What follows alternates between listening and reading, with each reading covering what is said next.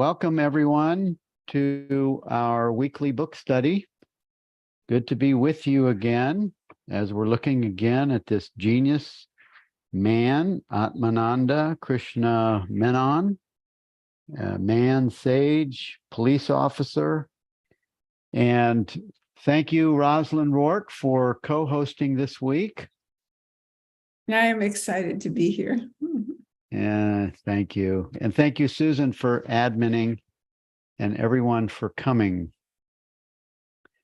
Well, we were just, this group of discourses, when I was going through it, I'm thinking, how did this guy know all of this to say it? I'm just thinking, this is a police officer. This is a regular guy, had one visit from his guru, and he's just so brilliant that it's just boggles my mind that someone comes in with this much clarity and insight. So it does feel like he's, he is a teacher's teacher, as Jenny mentioned Jenny you mentioned that about Francis Lucille, but also Atmananda. And it's just, I love that we get to go through this. I'm glad that we took the time, and there's between, I don't know, 40 and 65, 70 regulars that keep coming back, and then others that watch the replays.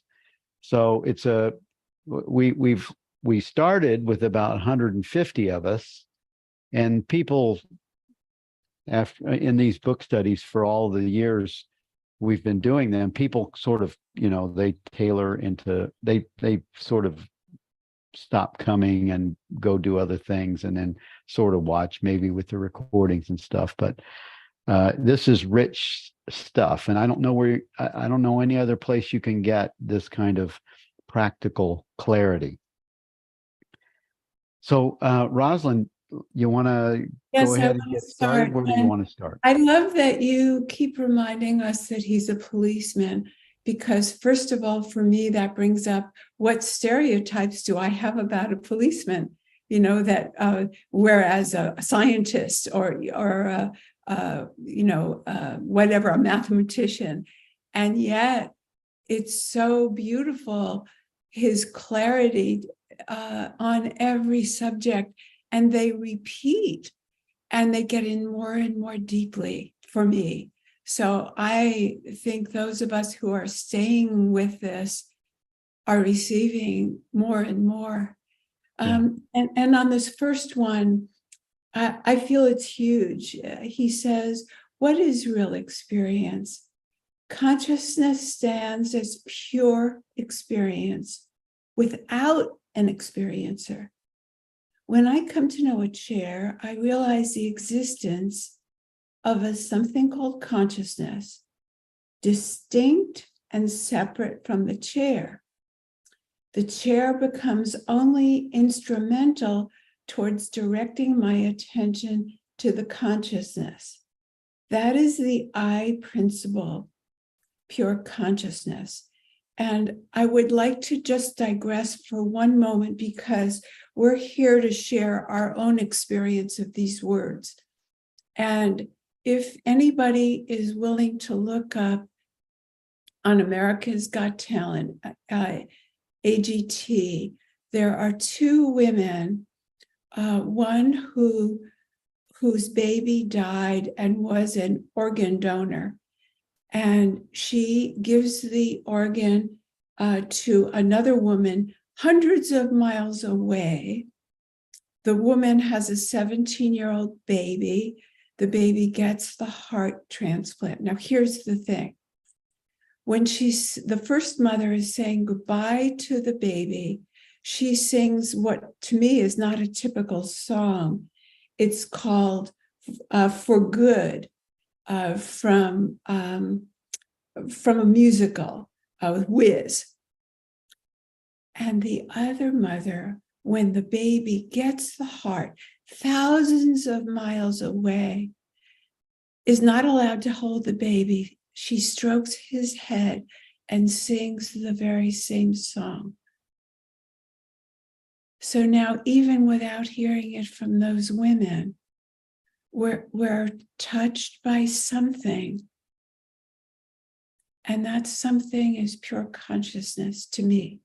We're not the woman, we're not the heart, we're not the first woman, we're not the second woman, we're not the song, we're everything. And that's where it takes me.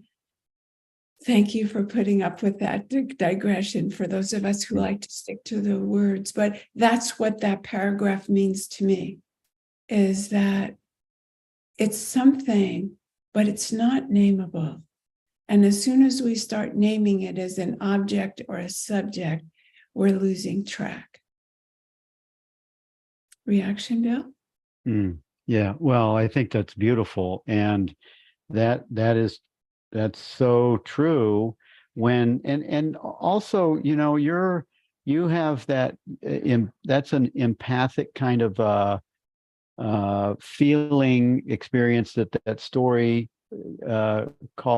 called you to reflect, contemplate, realize our oneness, or the oneness of all being, and it connected the dots. And that's what these kinds of reflections will do when we make ourselves available to pause and reflect and feel.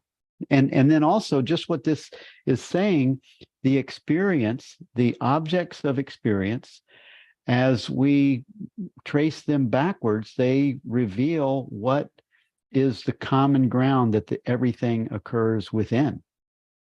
And it's the consciousness. So the contrasting object of experience, just what he said here, it's when you trace it back, it traces back to the first, to the consciousness that stands pure.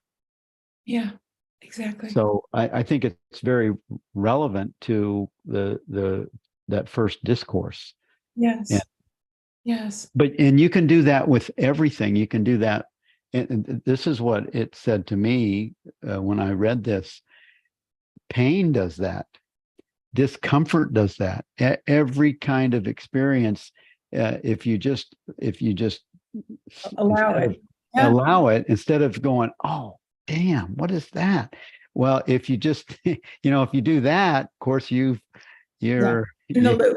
You're in the loop. But if you allow it with this clarity to trace back to the contrast of the consciousness, it's arising within your true nature, then it's a whole different experience. Yes. And he gets into pain and pleasure being one and the same in a few sections later. So shall we move on? Yeah. Okay. So the next one, he says, when I say I am the body, it means I am not the body. How to explain this paradox? So this is a kind of fun riddle that he unriddles for us, if there's such a word. After hearing the truth from my guru, even if I constantly take the thought, I am the body, it cannot harm me, because the thought, I am the body, consists of two parts, I and the body, the one distinct and separate from the other, according to the truth already grasped. So, constant repetition of the thought would only mean alternately taking the thoughts I and the body several times. Every time you think of the body, you're objectifying it and showing it as separate from the I, while the I thought can never be objectified. So every time you repeat this thought, I am the body, you're actually only emphasizing the separateness of the body from the I. This really means I'm not the body. He almost has a sense of humor there. It's so cool. Yeah, true. And this has so many little nuances to it. First, he says, after hearing the truth, and then a little bit further down, he kind of gives an emphasis that one has already grasped the truth. So the hearing it from the guru and grasping it, those are the initial prerequisites, I think, for the experience to be part of the no attachment to the body, or the separateness being not really separate, but it's highlighting the thing that's always the I principle, and he disconnects it from the am. Even he disconnects the I from the am, so he's not identifying the I as the body mind experience, and it's one who grasps the truth, who can say that in one sentence and not be attached to the identity of the body. Yeah, and he says it so many different ways that we keep on getting another chance and another chance to get it. Yes. Yeah, it's brilliant. And it is a training ground for this. For me, it's definitely a training ground for me. Every time I read these discourses, I'm going, oh my God. I'm so grateful for his whoever his disciple, and then whoever their family member was, that published these just within the last 5 years. This wasn't available until the last 5 years. Yeah, and I see them as opportunities, rather than trainings. The same experience I'm getting for you and for me. But I love to think of them as opportunities. Oh, another opportunity to go deeper. Yeah, exactly. So, yeah, and well, on the board it says the object becomes the instrument that leads you home when you are aware. So that was trailing from that first discourse, and then from Eve, and then Barbara says, because I am not the body. So Barbara is just affirming that she's grasping, she's grokking it or grasping it. Yeah, thank you. yeah, that's great. And so the next section is about how about making this institutional and organizing it. And if we skip down to the second paragraph, because he says such institutions very soon miss their goal and get involved only with the means. Thus, they degenerate into mere worldly institutions with many of their attendant evils. Look at the institutions supposed to have been started by Shri Shankara himself with great hopes and with his blessings. What was the position of Shri Shankara himself, and where are those institutions now? Institutions are generally stumbling blocks to the attainment of real spirituality. They foster desire for leadership and unhealthy competition. Vedanta, or truth, can be communicated only through personal contact with a sage. I understand that's very Indian, but I take you for a second to that America's Got Talent. Who is the sage there? I experience the oneness with the song, with the mothers, with the babies, with the death, with the birth. And there it was. I can't even imagine anything deeper than that. Like we've known people who have it on a park bench, and yet here we are going deeper and deeper with a sage. So, Right. I think there aren't rules. I think there are rules. Right. Yeah. And Holger says it. Say the sage is not personal. And also you have to go back to the culture and when the statement was made. Everything's changed. Consciousness has come a long way since these words were written. So I don't think he would say the same thing on that statement. Probably not. Probably Yeah. not. There's the last sentence on that page. I am here ready to give it. Oh, let me go back. It says this Vedanta or truth can be communicated only through personal contact with a sage. This could be done only individually. And for this, no institution is needed at all. If anybody wants spiritual instruction, I am here ready to give it.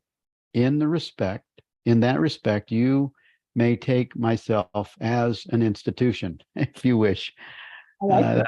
That's funny. Yes, right. It does seem to be true that every time, I don't know if every time is true, but often when institutions or organizations are created around the truth, it can disintegrate. It just, but that doesn't mean anything about, I don't think, about rules. Yeah. Yeah. It loses, when things first start, it has the impulse of the love and the passion and the energy that inspires it. And when it gets institutionalized, often it gets sort of diluted with running the business. Yeah, and desires, unhealthy, what he calls desires, can competition and power. He doesn't mention that, but that gets in there. Yeah. And we could talk about that in terms of government too. That kind of institution starts out in a with very pure motivation sometimes, and then can disintegrate because that's the habit of the separate person to get into that stuff. Yeah, to be just easily distracted and losing the original intent gets diluted, forgotten. Yeah. Yeah. All right. Well, let's move to 224. I don't see any comments or hands. And if anyone has anything they want to add, just please chime in over there. So the next is significance of waving the light and burning camphor during puja before the image.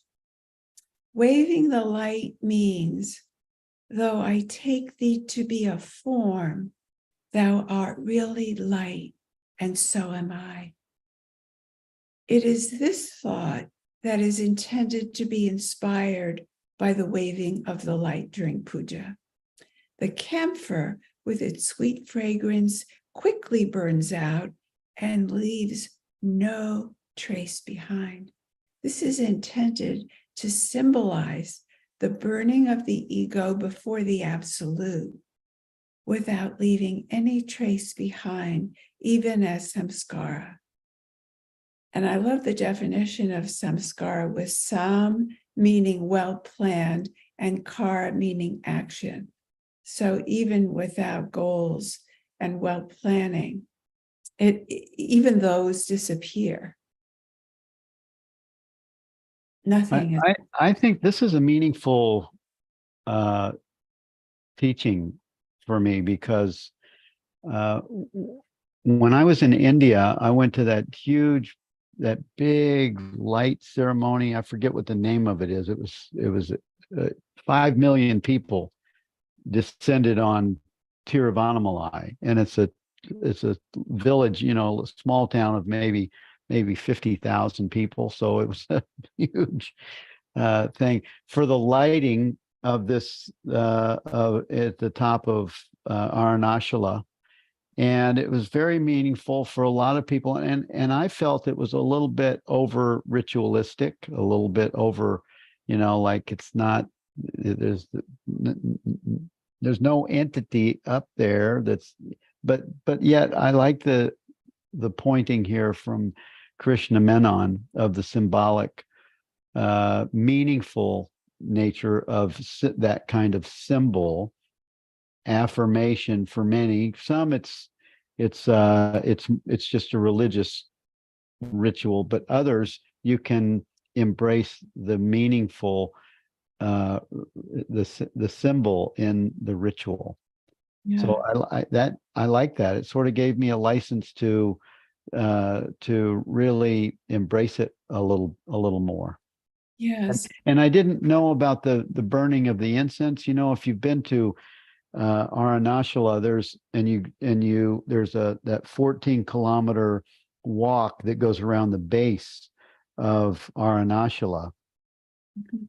There must be 25 temples that are on either side of the road, and that you take your shoes off and there's incense there, and you bring the incense to smell it, and it's sort of a ritual thing, and then you walk around the temple and then out and namaste or whatever you're doing.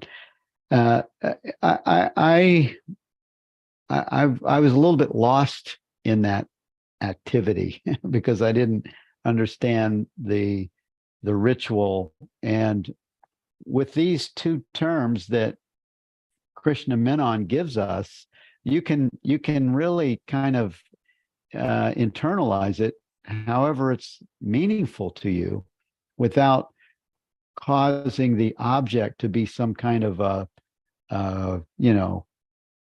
objective God or thing for you. So Yeah, this that's was very good.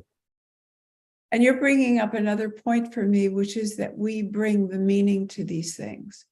So your experience or your lack of the same context of that ritual brought one thing at first, and these other people had a different context from their culture and their ritual, so it meant something else. And now you had this input, and now it means something else. And so we have all of these pathways, and it's just great to observe, what are we bringing and what are we taking from the experience? Like, what is it meaning to us? Yeah, yeah. That's why these teachings can change your experience when it comes in through a different clarity or understanding, and you reference it in a different way, and it fits in context, as you said. Yeah. Awesome. Yeah. And Jenny was pointing out once again that last time, that word pointer, he gives us pointers, just like all the great teachers do. And then we have the experience. And then, of course, the experience is everyone and everything. And right, it's not separate. Right. Can puja help one to the ultimate? No, not completely, but it can take you a long way towards the ultimate. Puja to the absolute is done in 4 progressive stages. And he talks about the gross puja, which is action; oral puja, which is word of mouth; mental puja, which is meditation; and then self puja, which is the absolute by one's own self. So it's the samadhi kind of puja.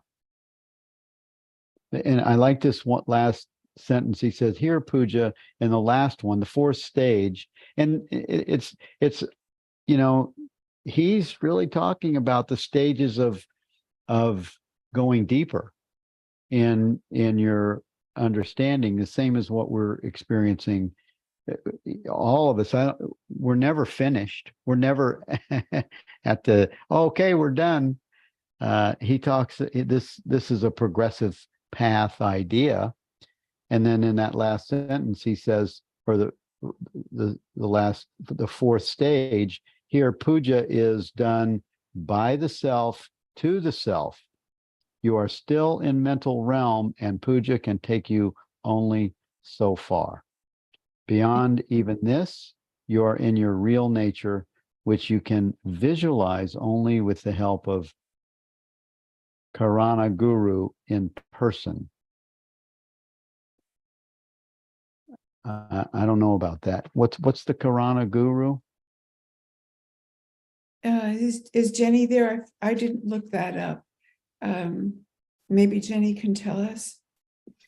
Yes, a Karana Guru is someone who is established in their true nature, who has the ability to take you to the ultimate understanding, and beyond that, to establishing that understanding in your life. So that's the personal relationship that he was talking about earlier, and certainly I feel that that's necessary for 99.99% of people. Yeah. Do you think it has to be the relationship as a guru and disciple, or can it be just exposure to people who have further along in their awareness?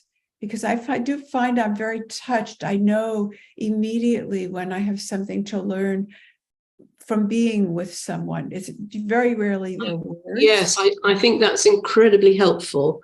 But I think finally that final establishment, certainly in my experience, a Karana Guru is necessary.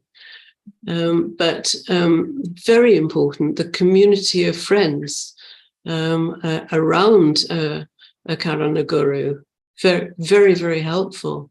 That community, and we can learn so much from each other. So that's a really important point, Rosalyn. Yeah, and don't you think in some of these sections here, he's pointing to the limitation of devotion and prayer and the bhakti? You know, it's beautiful, but it can take you only so far, especially if you're worshiping the practice, if you're loving the practice. And he speaks of that different places where that he does. He does. You're absolutely right. Practice as a whole can only take you so far. Ultimately, you need to go beyond practice, and practice then becomes unnecessary. So in the direct path, practice isn't really used, as he was explaining here. That doesn't mean to say that you don't meditate, that you don't use non-objective meditation. You might, but you don't do it in order to gain anything. Yes. You don't do it for spiritual realization. You do it as either because you love doing it and you feel like doing it, but also doing it as a way of keeping your body and your mind in a good condition. We're the managers of our bodies and our minds. So it does help. I think most people who meditate realize that, that it really does help in their normal lives. It gives a certain stability. Yeah, I find what's dropped is the idolization of the practices of even worship, of even bhakti. Absolutely. There's, I think, the expression in the direct path is love only love itself. And of course, love itself is an attribute of consciousness, is an attribute of the ultimate reality. So you're turning back the love, the devotion onto itself, which is beautiful, and that's where you go in meditation also. Yes, and Andrew asked a really good question here. He wants to know, what can the guru do for you specifically? And I'm wondering, along with Andrew's questions, is it that transparency that one has with the guru, where you leave no resistance, no secrets, you just show up with complete 100% honesty? Is it that, or just maybe you could respond to Andrew's question? Well, yes, I think there's two aspects really of what the guru can do. The first, and probably the primary aspect at the beginning, is to show you which of the things you think are just beliefs, which of the things you believe are nothing more than beliefs. You don't have facts, you don't have evidence to back them up. So that's the living in not knowing. And there are so many things that we don't realize are beliefs that we cling to, and we don't realize that they're beliefs. So a guru, and especially someone like Atmananda, or in Atmananda's tradition, so Jean Klein or Francis, they can pick things up like that up very, very easily. But the other aspect, which becomes a little more important later on, is really what you're hinting at in a way, which is this direct transmission, that when that teacher, and all teachers fall into ignorance from time to time, but a Karana guru would not, and that includes people like Ramana Maharshi, all of the famous teachers, but most of the time they will not be. And during those times, then it's, if there's openness in the heart of the student, then there's transmission of understanding, and understanding is beyond all words. So it's obvious that it can be transmitted in that way, and certainly that's the experience of most people who have been following a teacher and asking questions and having dialogues of a teacher frequently. Thank you, Jenny. So complete. Yeah, thank you. That was good. Are we ready to go to 226? There's I was just going to follow that and say that I get emails from a lot of people and talk to a lot of people that have had awakenings, had clarity from current teachers that, and I know that Jenny is with Francis a lot now, as many of you are, or Rupert, and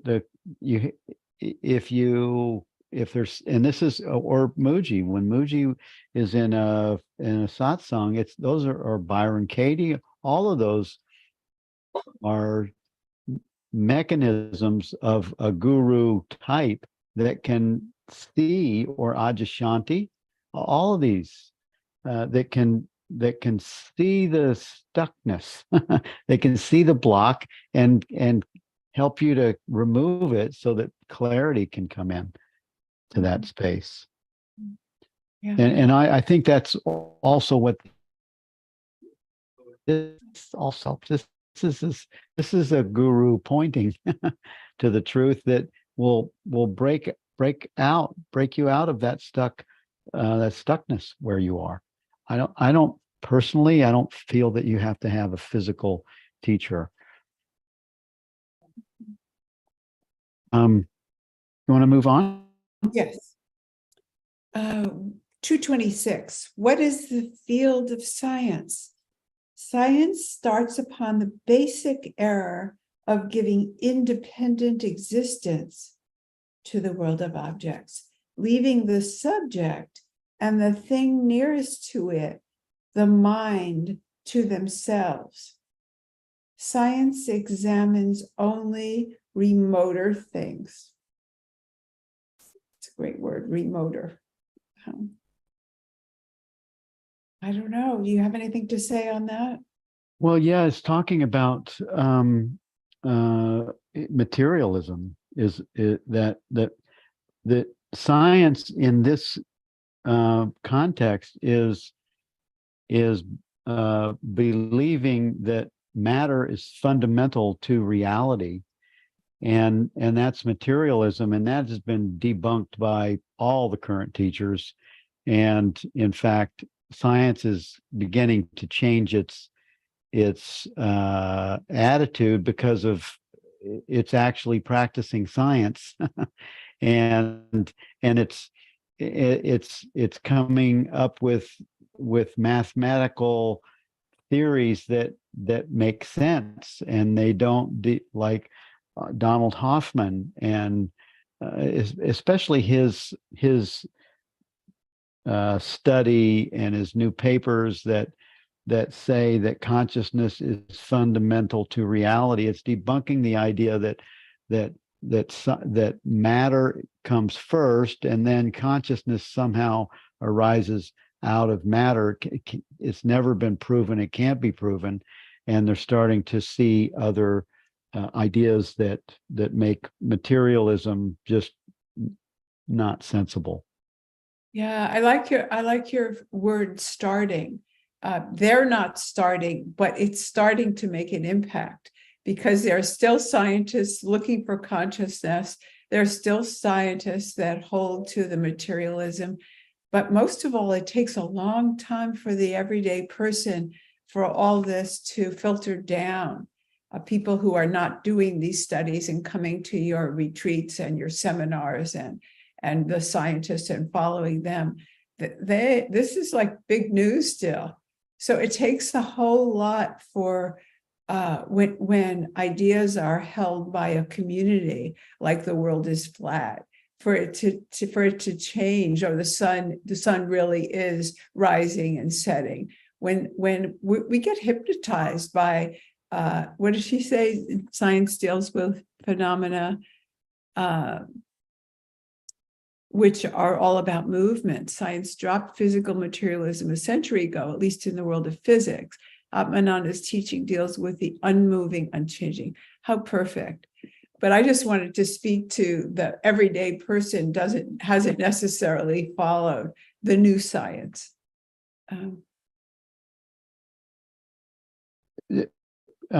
Jenny, don't you, isn't this discourse pointing to the idea that that science is really in the world of materialism? I'm not sure that it necessarily is. I think he understands the limitations of science. He certainly would have had a hint in his later life of the new science, but the issue is that science is dealing with the changing. Science deals with perceptions. That's all it looks at.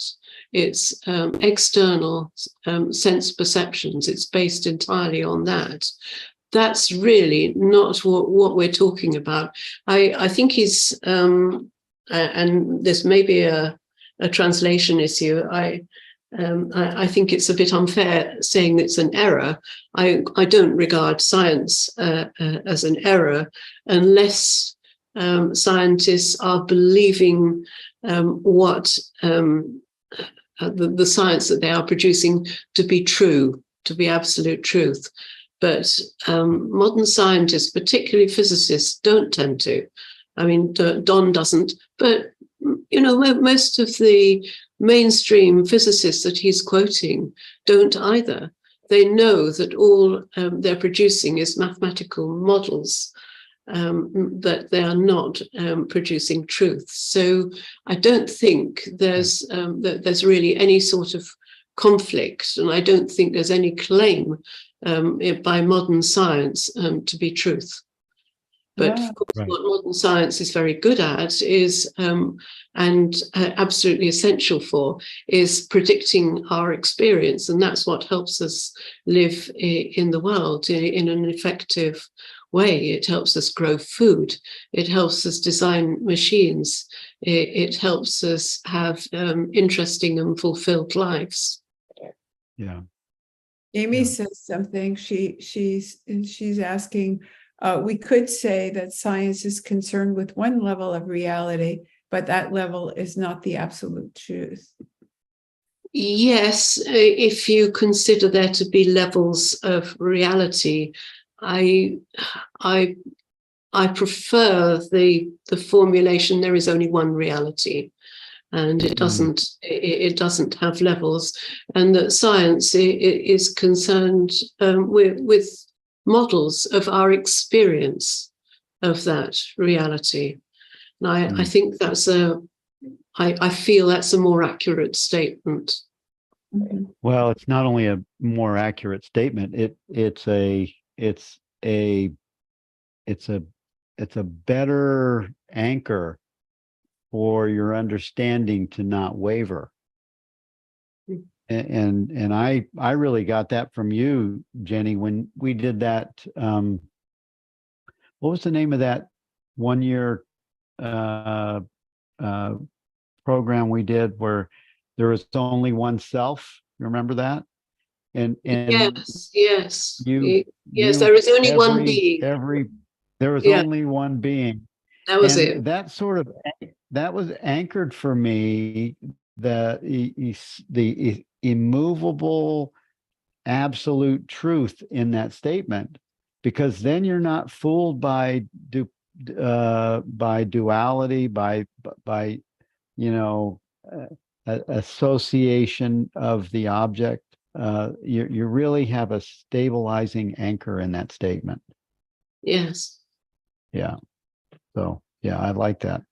Thank you, Jenny, again. And let's move to 227 then, Rosalyn. How are activities related to the sage? The sage has both worldly and spiritual activities. To him, both are recreations. I love this. Each in relation to the other on an equal footing. According to the Shastras, actions are of two kinds, sinful and virtuous. You have to transcend both these before reaching liberation. The sins have to be washed away by virtue. And finally, virtue has to be surrendered to the absolute. Then alone does one become eligible for liberation according to the Shastras. I love the way he speaks of non-duality here, and duality, that one, you have to transcend both. To get to the non-dual, you have to transcend virtue and sin and so on. It's just beautifully said. Eligible for liberation. Rosalind, did you notice you sort of blended those two discourses and perfectly expressed what he was pointing to in the second one? You know what I'm saying? You blended 227 and 228 together, and that's exactly what he was. The sequence of those two is perfect, and this is why I love this kind of practical teaching, because this is where awakeness is the embodiment of the teaching. It's living in your, as Atmananda would say, in your householder experience. You don't have to go to a seminary, I mean, a monastery or a cave or any, you there's a blending of this understanding in your life experience. And it's just like what he said in a few discourses back, I am not the body. Well, it's because that blended being is online, and it's all online, and yet you're still a human being. Yeah, it's great. And then Would he you said, like what'd you say? I was just going to go on, but is there anything? Oh, there's something in the chat. Shall we look? So science is From a recreation. Amy? Yeah, From she Amy. says, so science is a recreation. Oh, yeah. Yeah, really, it is from the absolute. It is. I think. So 229 is, there is happiness even in misery or any other feeling. How can this be proved? We often pay our hard-earned money to witness certain plays, pathetic from start to finish. I think he means with pathos, not from our interpretation of pathetic, pathos, feeling. So one is actually courting anguish. This clearly shows that there is something of real pleasure even behind that anguish. And what came to mind for me there was that feeling of longing. Some personalities, I have one, and we talked about this in an earlier text here in this book, where longing for some people is an attachment, is a pleasure. And there's a pain in longing because you don't have it, but you don't actually, this was news to me. It's not as great to get it if you're attached to the longing. So it's not about not having it or getting it. It's that experience of longing, which I think he's talking about here, the misery in any feeling. It's very hard to put in words what longing even is. Someone asked me that yesterday, and it's hard to define what the pleasure of longing is. You can say you want something, you don't have it, but that doesn't describe longing. Anyway, I don't know if I'm digressing or if that's meaningful. What do you say about that paragraph, Bill? Well, I think it's got some hidden, subtle, all kinds of different references to it. People love to complain sometimes, and they get such or argue, or they love the energy of that. They don't really want to win. They want to stay in the energy of. They don't want to solve it. They want it to go on. Yeah. That's an attachment to a certain experience or an emotion or a state that's attractive at the time. Yeah, because once they win, they go, yeah, I'll move on to the next okay, fight. well, what's next? Oh, and also, yeah, funny. Yeah. Similarly, there's a state called Viramaduri, sweetness of separation. Yeah, which devotees usually long for. So there's that longing. Radha Makavam, I'm not sure if I'm saying that right, is a typical instance of this. Jenny, do you know about that? Not familiar with that. It is true that Radha was waiting at her separation from Krishna and was expressing her longing to get back to him. But really, she did not want to get back so soon, even if he was prepared to come. She was really enjoying a greater degree of happiness, here it is, in the longing itself than she could expect from the fruition of the longing. I forgot that it was right here. It's a sort of love which never wants actual union. This is so important for someone like me anyway, but only wants to continue longing without actual fruition. See, this is the kind of thing that you were saying, Bill, that a text can actually show you your block. Like if I didn't know this about the seemingly separate self called Rosalyn and her personality, this would be mind-blowing to me. So it would be the removal or the pointing to a block. And these kinds of openings from the removal of a block are almost indescribable. The peace that exists when you let one of those attachments or beliefs go, it's like indescribable. Mm-hmm. Yeah. And Jenny was I think Jenny was preparing to answer this, what this Radha Whatever. I can't remember that particular story, but the point that he's making is very similar from something Francis says, which always seems to shock people when he says it, and that is that people who are well established, have recognized their true nature, will still sometimes experience psychological suffering. They'll fall into ignorance and experience psychological suffering. And when asked why does that happen, he says because they enjoy it. And people are very surprised at that, but he quotes exactly the same idea that Atmananda is quoting here. Well, look, we enjoy going to frightening movies. We enjoy a state of being terrified, and it's what happens. It's consciousness choosing ignorance for enjoyment. Yeah. It's just kind of like someone being allergic physically to something and eating it anyway. Why would they do that? Because they enjoy it. And later on, they'll suffer whatever happens.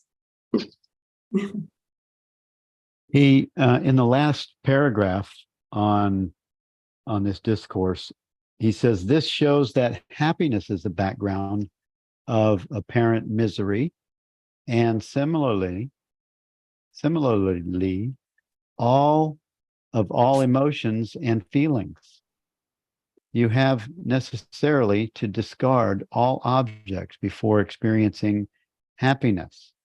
But in the case of misery, you have steadfastly to cling onto the objects as long as the misery lasts.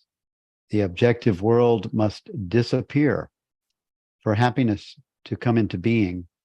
And it must appear for misery to do so. When misery is divested of all objects, it gets transformed into happiness itself. Similarly, when seeing is divested of form, it gets reduced to pure knowledge or consciousness. Mm-hmm. This sounds like Rupert talking. I hear a lot of Rupert must have read this. Yeah, I think he did, because I hear a lot of what Rupert speaks of. It sounded like Rupert, yeah. Even some of the examples, yeah. Yeah, but it's interesting where that last paragraph, when misery is divested of all objects, it gets transformed into happiness itself. So when it's relaxed and the attention is no longer fixed on the object, it disappears, the energy on it disappears. And then similarly, when seeing is divested of form, when you're looking past the form, it gets reduced to pure knowledge or consciousness. So it gets overwhelmed, or consciousness, or it sort of melts into consciousness. What were you saying something? Well, I just wanted to give you an example of that I had this morning. Last night I was proofreading edits for my book, and I found that there was a space in my name that didn't seem like it should be there. So I was momentarily unhappy when they came back and said it was the font. It wasn't actually a space. And so it didn't matter whether the space was there or it went or it left. There, I let go in that moment. I didn't let go. Letting go happened. And I returned to happiness. Nothing had changed, but the experience of the object, the letters, the font, the space, whatever the meaning I gave of that, it just didn't matter. Happiness was more important than how it came out. I think that's just what they're talking about. whether it's misery from an old story or a new story or a moment, it doesn't matter. That's ignorance taking over and disappearing. Yeah. Yeah. All on its own. There was no doing with it. I didn't say, oh, let's see, let me make an affirmation. Let me do something. No. Right. Yeah. And that's a very subtle noticing how the change occurs, how the energy gets dissolved in the presence. You were obviously living in a whatever happens, I don't mind mindset, and that mindset, that attention as presence, just dissolved anything that had a resistance to it. Yeah, it comes down to it doesn't matter. I'm not sure you or Jenny could probably say, who was it that first said, I don't mind? Whatever it is, I don't mind. There are many sages that have said that. It doesn't mean you don't like a certain ice cream versus a different one, but it was at Krishnamurti. Yeah, thank you, Amy. But that was that experience this morning of like, well, font, no font, space, no space. Okay, Right. Did you have something else to add on that, Jenny? That you were did you get removed too early? Oh, here you are. I put it on the board. Oh, okay, thank you. Misery is not the opposite of happiness. Happiness has no opposite. Yes, this is important because it shows us that happiness can always be present in the background, even when misery is also there. Yes, that's so helpful. And I think that word abiding, the more we abide in that place, the more in the background, the more we're able to notice it's right there. It's just like you've said, Bill, that it becomes a default, like the computer, it just goes back there. Mm-hmm. Yeah. Yeah, it's this, I mean, all of us have had arguments with people that we love and at some time.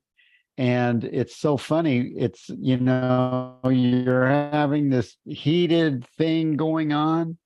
And as soon as that little thing that had you so upset is recognized, and someone says, oh yeah, I did that, I'm so sorry, or anything like that, all of a sudden all the energy of the upset, it drops, and you're fully in love with that person. You want to hug them and all these things. It's because happiness is always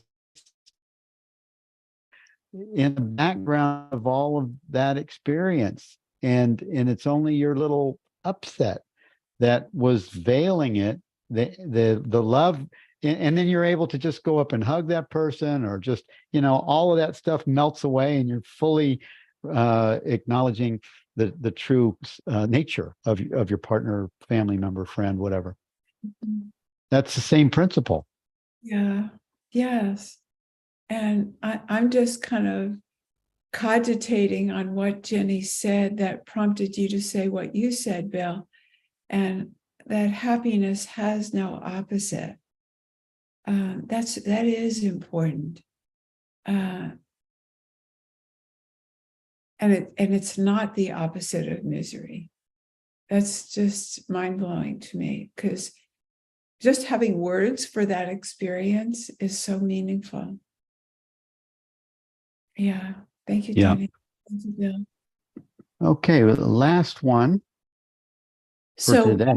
Most bhaktas dislike Advaita. A bhakta generally does not like to become one with his Ishta Deva.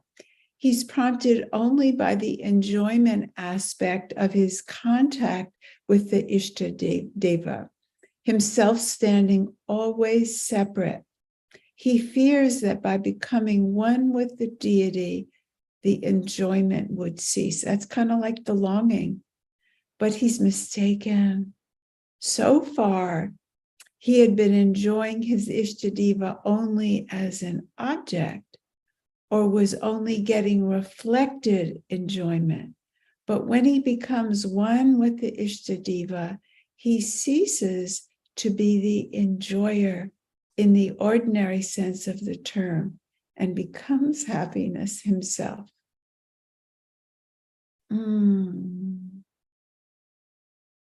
Yeah, that's awesome. And it really sort of culminizes the experience of how we become the happiness that we seek, and it's realized as what we are. And we did that other book study. You are the happiness that you seek. That's the principles of this teaching right here. Yeah. There's a nice dialogue going on, Bill. Maybe you'd like to look at the chat. There was something about levels that started it. So Okay. that. It says the Jenny says Yes.